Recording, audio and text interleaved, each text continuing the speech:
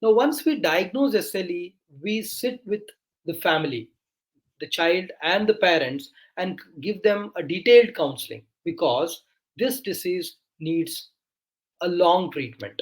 And sometimes, even if the disease is completely under control, they need a long term follow up, essentially, follow up for life.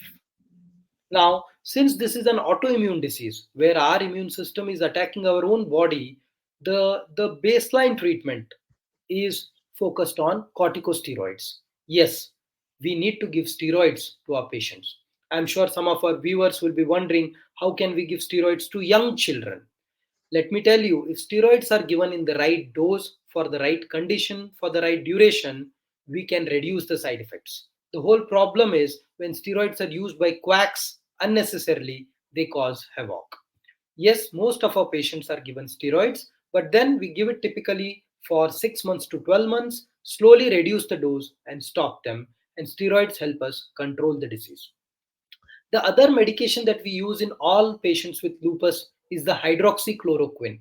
Now, this is something that we use in every patient because this particular medicine called H-CQS, I'm sure some of us must have heard of this medicine during our COVID days, where H-CQS was initially thought to be effective for COVID. Eventually, it wasn't.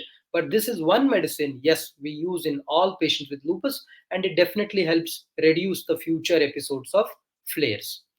We also use steroid sparing medications, something like azathioprine, mycophenolate, cyclophosphamide. The list is long, and as the name suggests, these medicines help us take off steroids. And these medicines are immunomodulators. They modulate the immune system in such a way that the disease can be controlled. And we occasionally get some very severe forms of lupus, especially lupus nephritis, where we use biologic agents or newer medications called rituximab. Now, naturally, these medications are given anywhere between 2 to 5 years. Now, the duration of therapy depends on the amount of disease that a particular patient has. For milder disease, a couple of years of treatment is enough. But if there is a severe disease with organ involvement like kidneys, the therapy goes on for 5 years. Now, depending on the organ involvement, the treatment might change. For example, the way I treat a patient with SLE who has kidney problem is very different if he does not have a kidney problem. So the medications may alter there. Now, the bone marrow transplant again is not the standard of care. It is only for that small subset of SLE which presents in a very young age and the genetic test is positive, we can think. But that is a situation for less than 1% patients.